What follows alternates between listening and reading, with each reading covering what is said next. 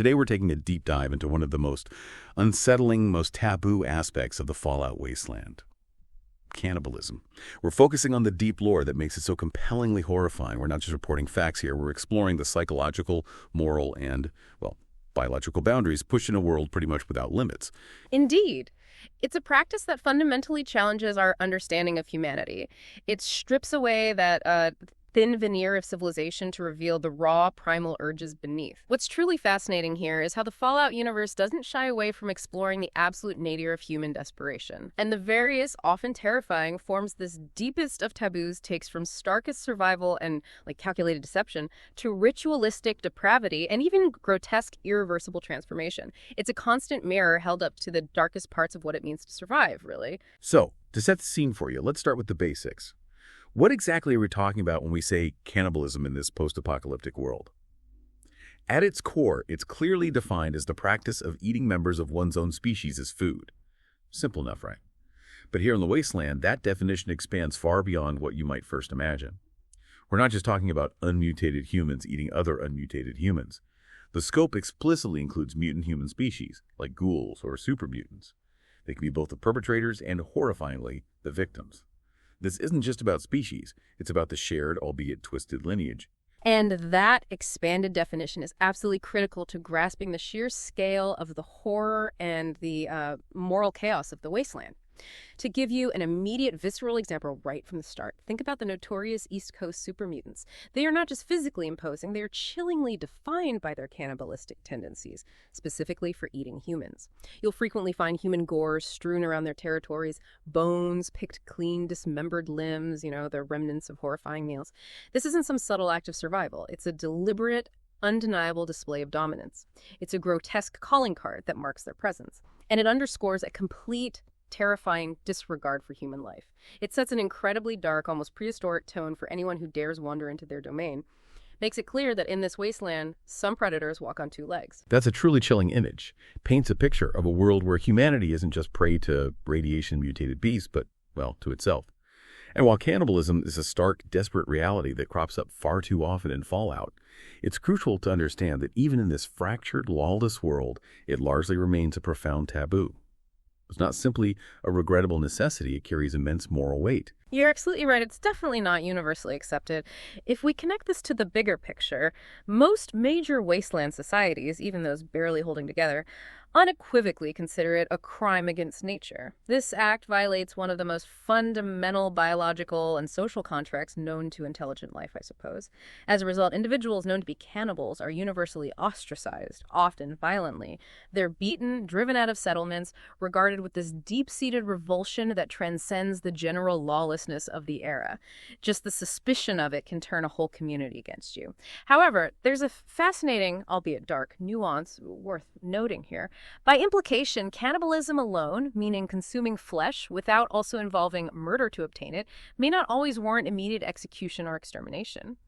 This suggests a complex, desperate sort of legal gray area. It's still horrifying, still shunned, but perhaps there's a different level of culpability if the flesh was acquired from, say, a pre-existing corpse rather than an act of murder. Doesn't make it any less morally reprehensible to most, obviously, but it hints at the desperate, pragmatic calculations survivors are forced to make in a world of impossible choices. It's a razor-thin distinction, if you can even call it that, between desperation and outright monstrousness.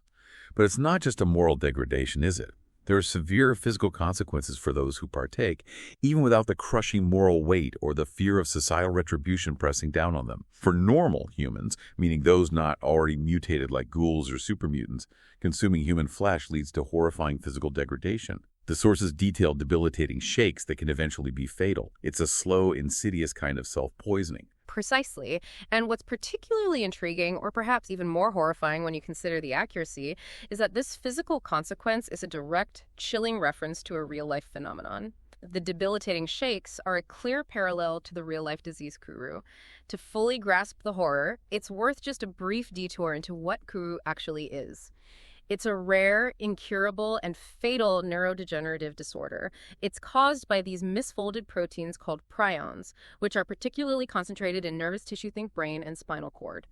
When ingested, these abnormal prions can cause similar normal proteins in the consumer's body to misfold, leading to a cascade of neurological damage. This results in symptoms like tremors, loss of coordination, difficulty walking, and eventually severe dementia culminating in death. Pretty awful stuff. So for the Fallout universe to specifically link human flesh consumption to these shakes means they're not just inventing a consequence, they're grounding their horror in a terrifying real-world biological mechanism. It suggests that the Wasteland itself kind of punishes the violation of this taboo at a cellular level. It makes the act of cannibalism a slow, agonizing form of biological suicide, even if you manage to escape the immediate judgment of your fellow survivors. Your own body becomes your executioner. So this raises an important question about its very nature, doesn't it? Is cannibalism solely a choice born of extreme desperation, driven by the gnawing pangs of hunger? Or is there something more inherently twisted at play, a deeper, perhaps biological compulsion? Vance, the enigmatic leader of the family faction, implies a darker, more innate origin for some individuals.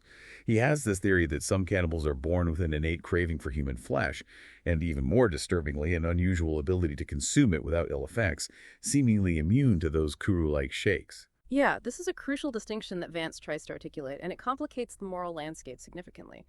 He suggests that this isn't just a learned behavior or a choice made under duress for everyone. Vance views this unique biological capacity and craving as a species mutation, akin to other known mutations in the Wasteland. He places it in the same category as ghouls, those humans twisted by radiation, often losing sanity but gaining extended lifespans and immunity to further radiation, or even psychers, rare individuals in some lore with psionic abilities. This implies a fundamental, almost evolutionary shift. It suggests that for some, the compulsion is less a matter of choice and more a matter of intrinsic, terrifying biology. Furthermore, connecting the act to potential mental degeneration is vital here. Vance suggests this innate craving, when indulged, often precedes a grotesque transformation into creatures like Wendigos. This blurs the line between human and monster, suggesting a continuum of horror where consuming human flesh doesn't just satiate a craving, it actively changes the consumer into something else entirely, often losing their sanity, their physical form, and any last vestiges of their humanity in the process. It's not just a moral failing, it's a biological descent into something alien and terrifying. Here's where it gets really interesting and profoundly disturbing. Beyond those innate cravings or theoretical biological predispositions Vance talks about, cannibalism often arises from pure, gut-wrenching desperation, the kind that just scrapes away all morality. And tragically, in the Wasteland, it frequently leads to widespread deception, where even unsuspecting Wastelanders, those just trying to survive, become unwitting participants in this horrifying act. Imagine the betrayal, the violation, without even knowing it. Exactly.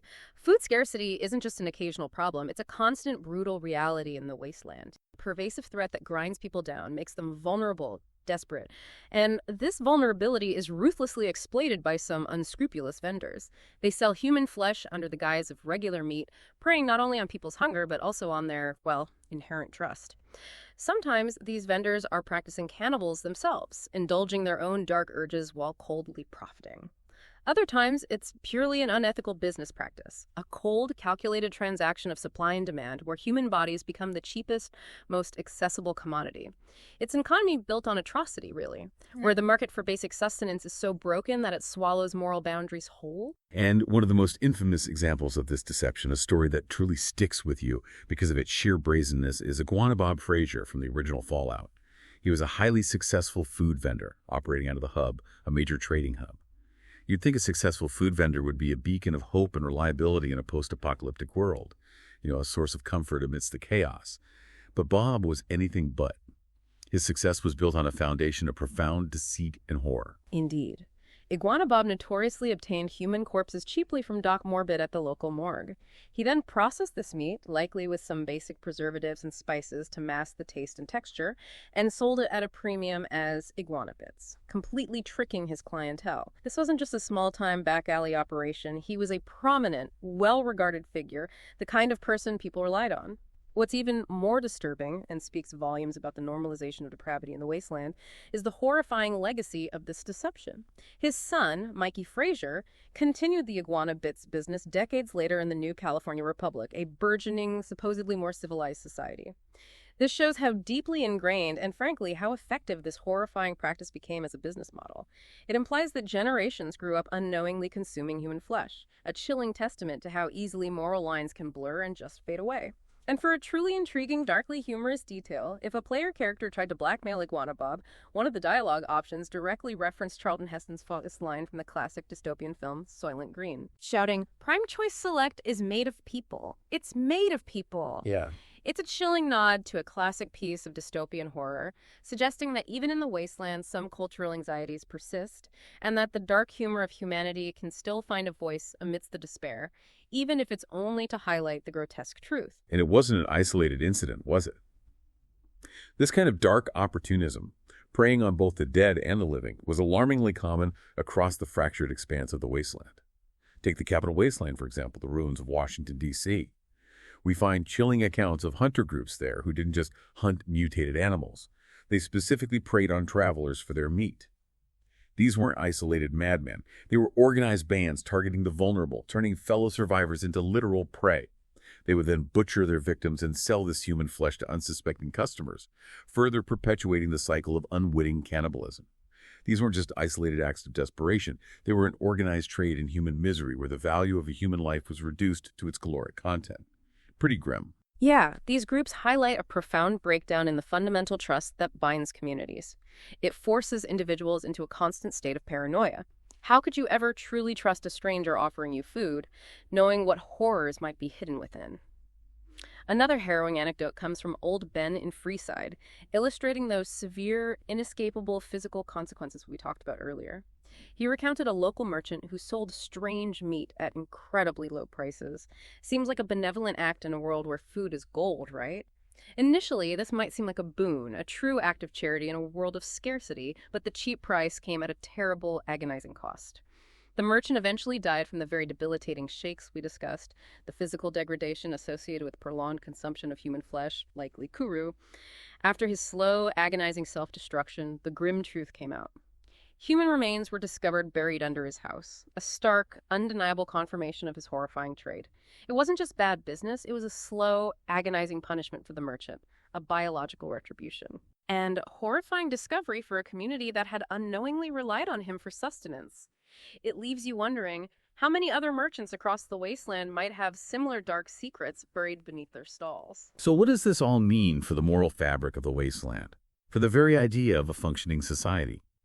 These instances paint a stark, terrifying picture of profound moral decay, where the desperation for survival leads directly to betrayal and a horrifying disregard for human life, or even the dignity of its remnants.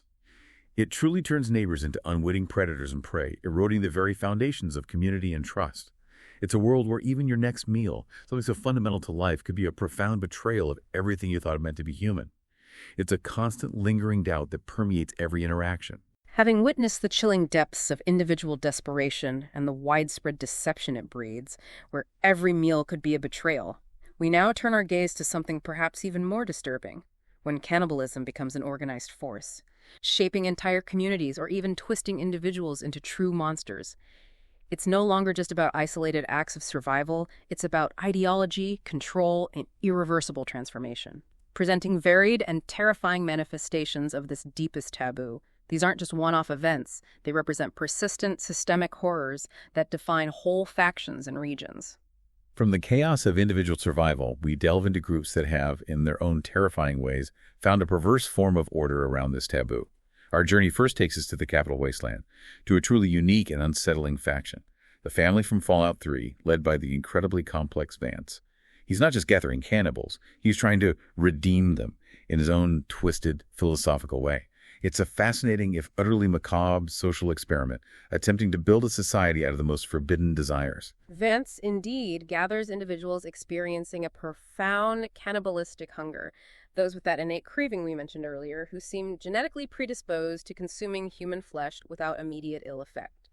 His ultimate goal is to guide them into what he calls a vampiric lifestyle, teaching them to consume only blood instead of flesh. He sees this as an improvement, a way to transcend their base cannibalistic nature, to elevate themselves from monstrous scavengers to something with a semblance of dignity. What's truly fascinating here is Vance's profound self-awareness, yet simultaneous, deep-seated delusion. He openly admits this vampire identity is a form of brainwashing, designed to provide his followers with purpose, eliminate their shame and fears, and give them a sense of belonging in a world that shuns them. He knows they don't have any actual supernatural powers, there are no fangs or immortality.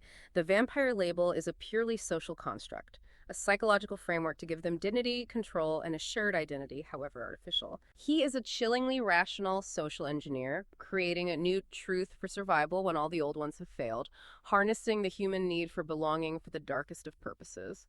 So he's essentially creating a cult around a perceived identity, rather than a biological reality, to manage an undeniable, horrific urge. To support this, the family lives by a strict code of conduct, a set of laws that govern their every action and reinforce this manufactured identity. The first law, for example, states, "Feast not on the flesh, consume only the blood, this is our strength." This is directly opposed to their inherent craving, a constant internal battle. Another, the third law, commands, "Feed not for pleasure, partake only to nourish, this is our dignity." This attempts to strip the act of any joy or depravity, reducing it to a mere necessity. They also have laws like, "Bear not the child, welcome only the exile," to maintain their numbers, and "Seek not the sun's light, embrace only the shadows," which reinforces their nocturnal vampiric persona and isolates them from mainstream wasteland society. It's a constant, disciplined, almost monastic battle against their true nature, an attempt to control what they perceive as an evolutionary adaptation through rigid psychological and social structures. The strength they find is in this collective self-denial. And their struggle is constant and deeply revealing. It underscores the immense difficulty of their chosen path. Consider their raids on Arafu, a small nearby settlement, and the tragic kidnapping of Ian West. Ian, a young man from Arafu, had lost control of his innate cravings, committing the ultimate horror of killing and consuming his own parents. Vance, in a complex act of both protection and manipulation, intervened. He covered for Ian's act, bringing him into the family and masquerading his monstrous crime as a routine family attack on Arafu for blood. This illustrates their internal struggle and Vance's protective, yet deeply manipulative leadership. He's not only trying to maintain the facade for his followers, giving them a place in the world, but also to protect their precarious existence from external judgment and internal collapse. It's a fragile piece built on denial and constant vigilance. Interestingly, the lore notes even mention that the family bears a conceptual resemblance to the antagonists in the 1971 Charlton Heston film The Omega Man, a group of nocturnal, pale, vampiric mutants.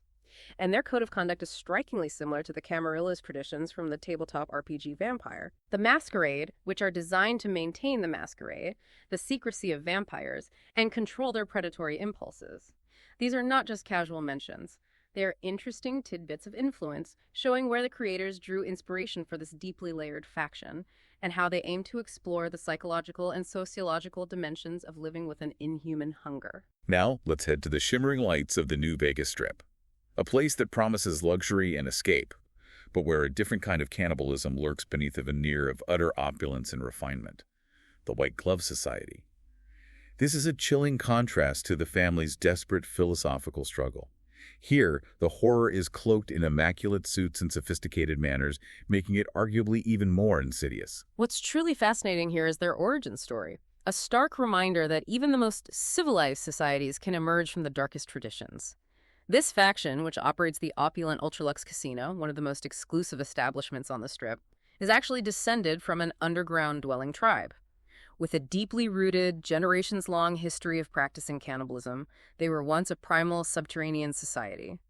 Mr. House, the enigmatic ruler and architect of New Vegas, knew this when he made his deal with them. It was a critical point of negotiation for him to bring them into his vision of a reborn civilization. He chose to harness their unique brand of efficiency and refinement, but on his terms, understanding that their hidden desires were a powerful, if dangerous, force. And their current state couldn't be more diametrically opposed to their origins, at least on the surface. They present this incredible facade of refinement that is almost breathtaking. Despite their outward, uneradicable refinement, Mr. House explicitly forbade their cannibalistic practices as a contract condition for running the Ultralux. They are impeccably well-dressed, always wearing sharp suits and pristine white gloves. They're well-spoken, and they use masks, distinctive, elegant white masks, to maintain an air of mystery and anonymity, further obscuring their true nature. One member even explicitly states they are forbidden to speak of it, reinforcing the carefully constructed illusion and the immense pressure to conform. It's all about control and appearance, about burying their barbaric past under layers of wealth, decorum, and strict adherence to Mr. House's rules.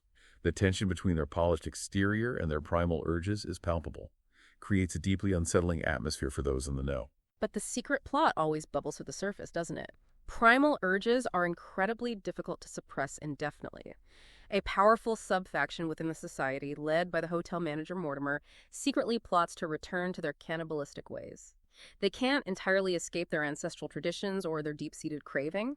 This faction strategically abducts healthy, well-fed individuals from outer Vegas, specifically choosing those whose disappearances wouldn't draw significant attention: vagrants, drifters, or those without strong social ties. The famous Beyond the Beef quest reveals this hidden depravity. The player, the courier, becomes embroiled in investigating the disappearance of Ted Gunderson, a relatively well-connected individual whose abduction does draw unwanted attention, threatening to unravel their entire operation. The quest forces you, the player, to navigate the delicate balance of the strip's politics and uncover the truly dark secret festering beneath the Ultralux's pristine surface. And the evidence of their dark desires wasn't entirely hidden, even before the player gets involved. The hotel itself had reported several disappearances prior to the courier's arrival, implicitly linking them to Mortimer's sinister goals and the growing boldness of his sub-faction. It wasn't just Ted Gunderson, it was a pattern. And for a truly dark touch of local flavor, a local comedian, Billy Knight, even makes a joke about eating a clown at the Ultralux. Shows that the rumors are out there, even if they're dismissed as macabre humor or just Vegas eccentricities. What's even more disturbing is the direct player interaction the game allows. A player character with the cannibal hook, meaning they have this craving themselves, or high speech, can connect with Mortimer over the craving, further highlighting the hidden nature of their desires and the perverse bond between those who share this forbidden hunger. It offers a chilling glimpse into the mind of someone who embraces this taboo, and how easily you, as the player, can be drawn into that secret world. And sometimes the consumption isn't just a choice or a ritual, a hidden craving, or a desperate act. Sometimes it's a terrifying, irreversible path to a truly grotesque transformation into something entirely inhuman. The very act changes you fundamentally, irrevocably, tearing away not just your morality, but your very biology. This is where cannibalism transcends moral failing and becomes a catalyst for pure physical horror. This brings us to the Appalachia region from Fallout 76 and the horrifying creatures known as Wendigos. Individuals here transform into these monsters after consuming human flesh, a process potentially catalyzed by the ever-present nuclear radiation and often accompanied by severe mental deterioration. It's not just a moral degradation, it's a profound physical biological one that rips away your humanity piece by piece, twisting your body into something barely recognizable. These creatures are truly the stuff of nightmares, and their description is designed to evoke pure terror. To illustrate their horror, Wendigos are described as tall and slender, generally slouching or crouched with an unnaturally elongated, gaunt frame. They possess large hands with long, skinny, claw-like fingers capable of rending flesh. They are driven by an insatiable hunger for raw flesh, incredibly aggressive, and emit piercing, blood-curdling shrieks that can even summon other feral monstrosities like ghouls to their location. Visually, their appearance is one of profound decay and starvation. A gaunt, emaciated body, often with patches of decaying flesh or exposed bone, a skull-like face with sunken eyes and jagged, needle-sharp teeth. Their very bodies reflect the emptiness of their endless hunger, a living monument to their horrific diet. They are a horrifying manifestation of what happens when humanity is consumed by its own depravity, both literally and figuratively. And the origin story of these particular monsters is a grim cautionary tale that underscores the direct link between the act and the transformation. We can identify Morris Stevens as the progenitor Wendigo, the first recorded instance of this horrifying mutation. He was the head of a cannibal raider gang called the Gourmands, a fitting name, and he transformed after eating his fellow gang members following his exile. This act didn't just solidify his monstrous nature, it set the precedent for these creatures in the region, establishing a horrifying cause and effect relationship between cannibalism and this specific mutation. Other harrowing examples abound. Nia, a former camp counselor who, in a truly dark twist, led her own campers to be eaten before transforming herself. Scott Conroy, a cryptid hunter trapped in a sunken church who also succumbed and became a Wendigo. Even Earl Williams, locked in Monongahela with no food, became a cannibal and possibly transformed there, highlighting how even extreme isolation and the desperation for survival can push people to this ultimate horror. It's a spectrum of tragedy, all leading to the same monstrous end. It's a tragic cascade from desperation to monstrosity, a profound loss of self. And there's a fascinating, if disturbing, connection to other wasteland horrors that ties into the broader narrative of mutation. The lore implies Wendigos may be a subtype of ghoul or a similar type of mutant. This is supported by the fact that they can be found among feral ghouls and display no hostility towards them, even being found alongside them in places like Vault 79. Suggests a shared underlying pathology of radiation-induced mutation. This implies that cannibalism isn't just a moral choice. It might be the final horrific step in a ghoul-like transformation, where the act itself pushes the body into an even more monstrous, insatiable state. It paints a terrifying picture of a wasteland where humanity is constantly at risk of not just dying, but of becoming something profoundly, monstrously other, a twisted echo of its former self, driven by an eternal, agonizing hunger. Wow. From desperate street vendors like Iguana Bob, tricking unsuspecting customers into consuming human flesh, and the capital wasteland hunters preying on fellow travelers, to the philosophical, brainwashing delusions of Vance and the family, trying to find dignity and order in their vampiric existence. And then, the utterly refined, yet secretly depraved white glove society on the New Vegas Strip, maintaining a facade of elegance while indulging their dark cravings. All the way to the full-blown, irreversible, monstrous transformations into Wendigos in Appalachia. We've journeyed into some of the darkest, most profoundly unsettling corners of the Fallout Wasteland today. It's a grim tableau of human and post-human depravity. Indeed. This deep dive clearly reinforces how cannibalism, in its various desperate, deceptive, ritualistic, or monstrous forms, is a pervasive and deeply disturbing element of the Fallout universe. It consistently represents the absolute nadir of humanity, a terrifying signpost of how far species can fall when civilization crumbles and every ethical boundary is tested, shattered, or simply forgotten. It's not just a horrific act, it's a constant moral challenge that defines the very struggle for survival and identity in the wasteland.